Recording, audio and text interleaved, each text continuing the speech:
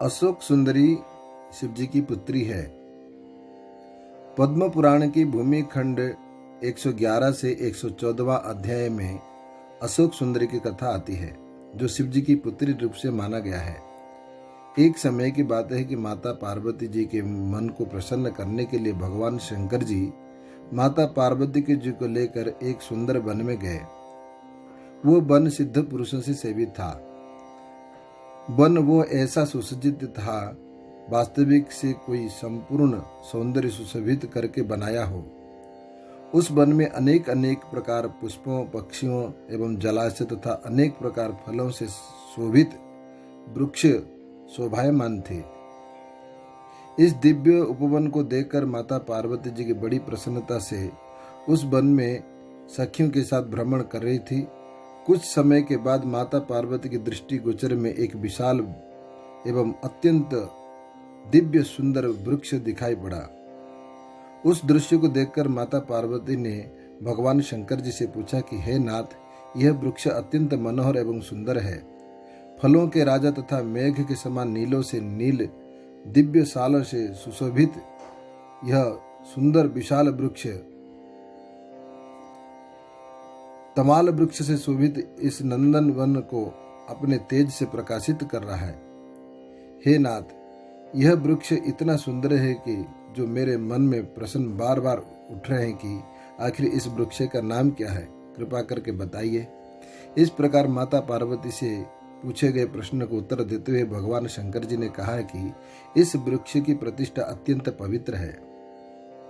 जिस तरह देवताओं में भगवान मधुसूदन श्रेष्ठ है, नदियों में गंगा नदी श्रेष्ठ है, सृष्टि करने वालों में ब्रह्मा जी श्रेष्ठ है, सुख प्रदान करने वालों से चंद्रमा श्रेष्ठ है, पंच महाभूतों में जैसे पृथ्वी प्रधान है, जिस तरह पर्वत में महान पर्वतराज है एवं जलाशय में जैसे सागर है, महाऔषधि में अन्न जैसे प्रधान है तथा पर्वत में से जैसे हिमालय पर्वत प्रधान है, और जिस प्रकार सभी विद्या में आत्मविद्या प्रधान है, जैसे मनुष्य में राजा प्रधान होता है, ठीक उसी तरह यह सभी वृक्ष में प्रधान तरुराज कल्प वृक्ष है।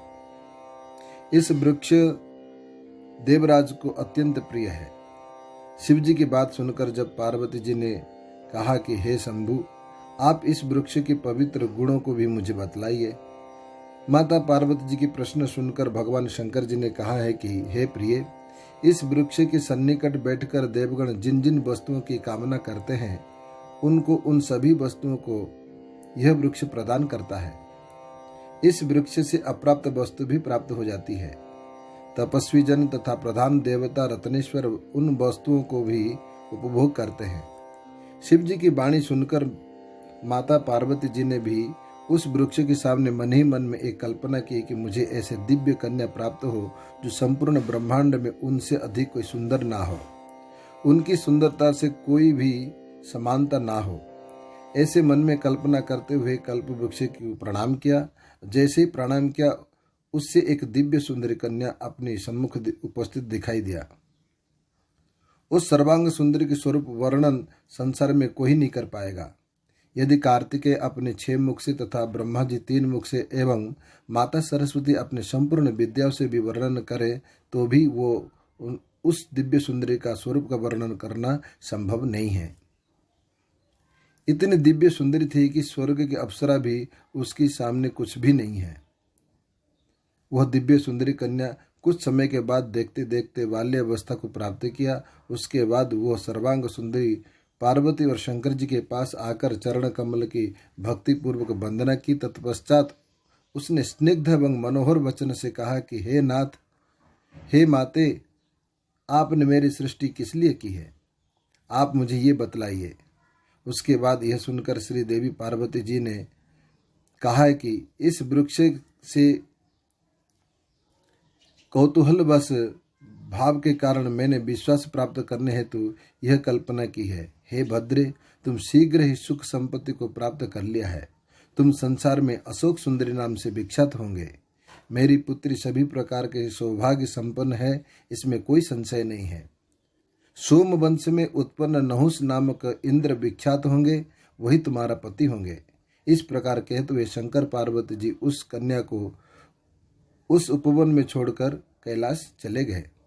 तत्पश्चात वो सर्वांग सुंदरी कन्या उसी वन में विचरण करती थी, खेलती थी। दिन व दिन वो यौवन अवस्था को प्राप्त की। कुछ समय के बाद प्रसिद्ध राजा विप्रचित का पुत्र हुंड नामक दैत्य उनसे विवाह के लिए प्रस्ताव रखा, किंतु अशोक सुंदरी ने उनसे माता की संपूर्ण वृतांत बताया। उसके बाद राजा नहुस के साथ विवाह करके वह अपना जीवन निर्वाह किया। यह कथा पद्म पुराण के भूमिखंड में 111 से लेके 114 अध्याय तक संपूर्ण कथा विस्तार से वर्णन है। आप सभी को ये कथा सुनकर अत्यंत आश्चर्य हुए होंगे तथा एक रहस्य ज्ञान प्राप्त भी किए होंगे। अगर आपको हमारे इस चैनल के माध्यम से इस कथा आपको मन को छुआ है तो आप अवश्य सब्सक्राइब करें, लाइक करें, शेयर करें। जय माता दी।